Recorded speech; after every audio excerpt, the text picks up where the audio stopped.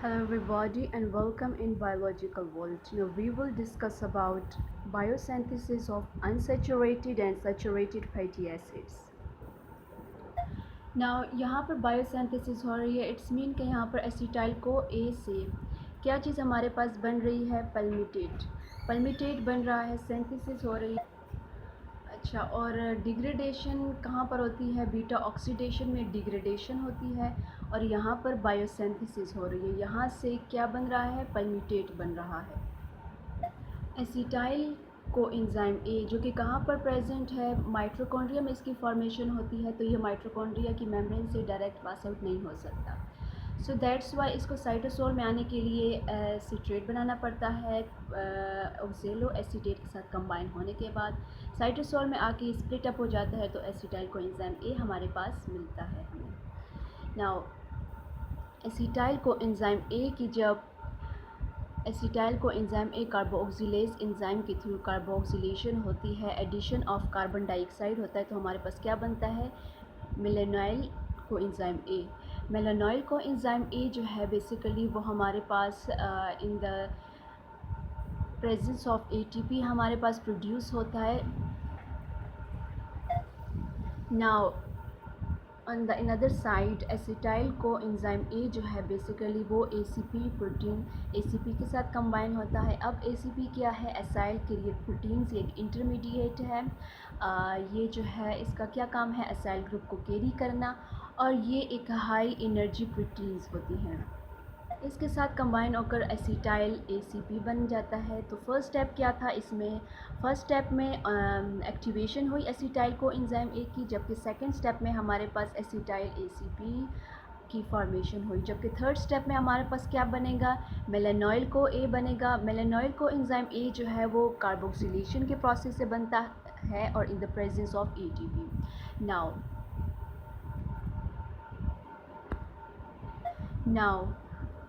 Fourth step में क्या होता है, मेलेनॉइल को एंजाइम ए जो है वो एसीपी के साथ एसाइल को एंजाइम एसाइल कैरियर प्रोटीन के साथ मिलकर क्या बनाता है, मेलेनॉइल एसीपी बना देता है। अब यहाँ पर एसिटाइल एसीपी एंड मेलेनॉइल एसीपी इन दोनों की आपस में कंडेंसेशन होती है, तो जो रिजल्टेंट प्रोडक्ट है वो एलोंगेट हो जाता है। मेलेनॉइल एसीपी से कार्बन डाइऑक्साइड की रिमूवल हो जाती है। ना यहाँ पर हमारे साथ मेलेनॉइल एसीपी से कार्बन डाइऑक्साइड की रिमूवल हो जाएगी, और कंडेंसेशन का प्रोसेस कौन सा एंजाइम यील्ड करता है, बीटा कीटो एसाइल एसीपी सिंथेटेज। इसकी कंडेंसेशन से जो हमारे पास प्रोडक्ट बनेगा वो एसीटो एसिटाइल एसीपी है।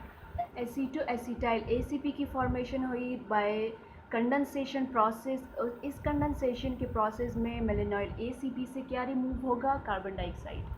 Now aceto acetyl co ACP जो है यहाँ पर इसके बाद रिडक्शन का प्रोसेस होगा, बिकॉज NADH जो है यहाँ पर NADH2 प्रेजेंट है।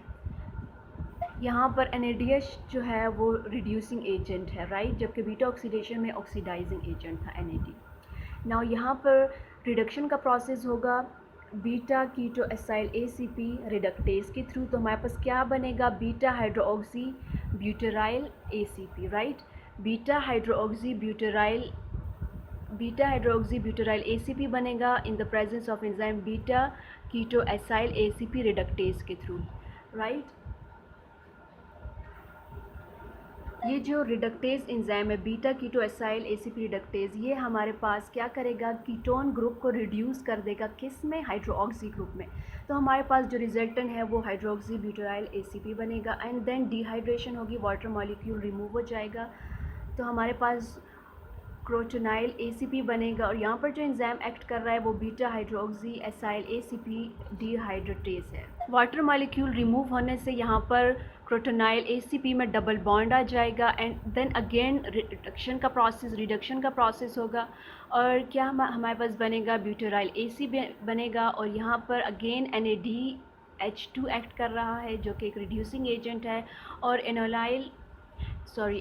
एनॉयल एसीपी रिडक्टेज जो है एंजाइम यहाँ पर एक्ट कर रहा है। एनॉयल जो है हमारे पास एसीपी रिडक्टेज, ये हमारे पास डबल बॉन्ड को रिड्यूस करके क्या बनाएगा, एक एसाइल को एंजाइम ए बना देगा, राइट, एसाइल एसीपी बनेगा।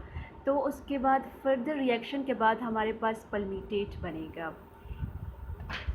अब हमारे पास टोटल एक ATP कंज्यूम हुई है और 2 NADH2 हमारे पास यहाँ पर बने हैं, एक इस स्टेप में और दोनों रिडक्शन के स्टेप में हमारे पास NADH2 फॉर्म हुए। ये था हमारे पास सैचुरेटेड फैटी एसिड की सिंथेसिस, जबकि नेक्स्ट हमारे पास अनसैचुरेटेड फैटी एसिड की सिंथेसिस है।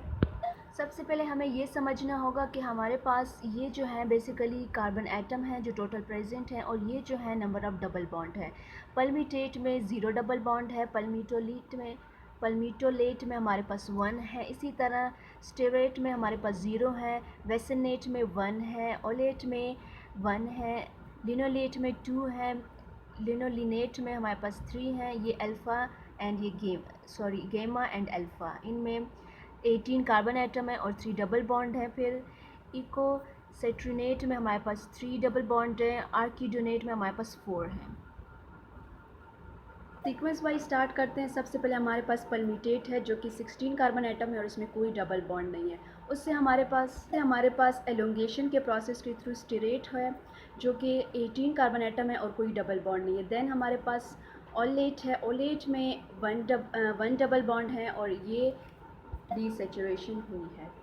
नाउ पल्मीटोलेट जो है 16 कार्बन एटम है, 1 डबल बॉन्ड है, डीसैचुरेशन के प्रोसेस से ही पल्मीटोलेट आया है। देन उसके बाद वेसिनेट है जिसमें 18 कार्बन एटम है और 1 डबल बॉन्ड। ओलेट के बाद हमारे पास लिनोलेट बनता है। लिनोलेट जो है बेसिकली हमारे पास 18 कार्बन है और 2 डबल बॉन्ड है। डीसैचुरेशन के प्रोसेस से हमारे पास अल्फ़ा लिनोलेट बनेंगे एंड गेमा लिनोलेट। अल्फ़ा लिनोलेट जो है उसमें 18 जो है कार्बन एटम है और 3 डबल बॉन्ड है। गेमा लिनोलेट में हमारे पास 18 कार्बन एटम है और 3 डबल बॉन्ड है, दोनों सेम है। फिर उसके बाद जो अल्फ़ा लिनोलेट है वो हमारे पास दूसरे पॉली अनसैचुरेटेड की सिंथेसिस में जाएंगे।